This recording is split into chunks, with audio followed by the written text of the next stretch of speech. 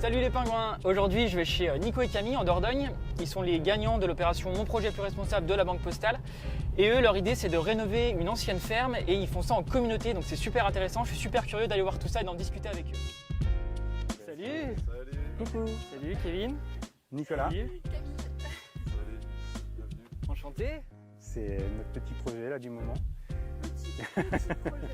Vous êtes 4 couples dans le projet et vous rénovez ensemble, mais chacun votre petite maison, votre habitation. Ouais, c'est ça. Et 7000 m² de terrain. Là, il y a pas mal de vergers, il y a un potager, donc ça fait un peu d'occupation à 8.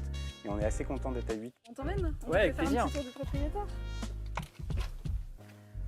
Bienvenue dans notre petit chez nous. Waouh! Là, il y avait un plancher. C'est pour ça qu'on voit encore tous les trous des solives. Là, on a commencé à les enlever. Mais c'est assez style tiny house, donc un truc rectangulaire simple, une mezzanine, Ouais. un coin Ouais. cuisine, salle de bain sous la mezzanine, j'imagine. Exactement. Ok. Ouais, c'est ça. Sur les murs, on va être plutôt en chaux et en chambre. Tout l'aménagement intérieur, ce sera en bois. Et après, du coup, effectivement, le sol, c'est de la chaux et de la pouzzolane. C'est une roche volcanique isolante. Vous posez la question de l'impact écologique, Ouais. voilà, que ce soit sur la construction, le choix des matériaux, sur la taille, donc impact du volume à chauffer, de l'énergie utilisée. Quand on parle de placo, de rails pour installer du placo, de peinture, tout ça, c'est quand même des matériaux qui ont un impact. Donc nous, on se dit, ah bah tiens, on produit du chanvre en France, on produit de la chaux à Saint-Astier, juste dans le sud du département. On a de la pierre, on a du bois des forêts juste à côté. Ça nous paraissait le bon compromis.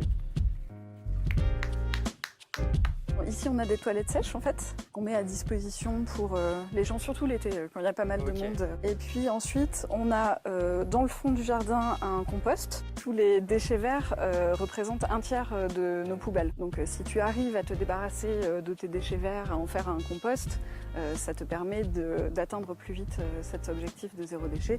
Et en plus, ça permet, nous, d'amender le potager ensuite. Donc c'est un Tu cercle. récupères tes déchets pour Voilà, t'en c'est servir à complètement quelque chose. Au lieu vertueux. d'aller acheter de l'engrais. Ouais, c'est beaucoup. exactement. Il y a des choses quand même qu'on achète de seconde main. Tu vois, c'est quand même dans la démarche zéro déchet parce que par exemple les tomates qu'on va mettre au sol, c'est des vieilles tomates qu'on a achetées qui étaient dans une grange en Touraine. On se disait que ça pouvait être sympa éventuellement de faire une terrasse en bois.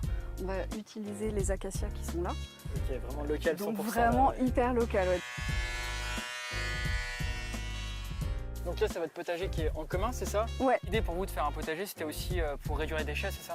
Oui, l'idée effectivement c'est qu'on puisse avoir nos propres légumes, commencer à avoir notre propre production parce que ça fait autant de légumes que tu ne vas pas aller acheter au supermarché, qui sont emballés, etc. On a une citerne d'eau qui récupère toutes les eaux de pluie de notre toiture, de la toiture de Ok. l'habitation. On a branché un minuteur et on a fait un système de goutte à goutte sur ce minuteur. Ok. On est quand même assez autonome en eau. Après, on a, tu vois, on a eu 2 fraises. Alors, 2 fraises à se partager en 8. Ah, c'est le problème. C'est un peu compliqué. C'est peut-être Ouais. le début des ennuis de la communauté.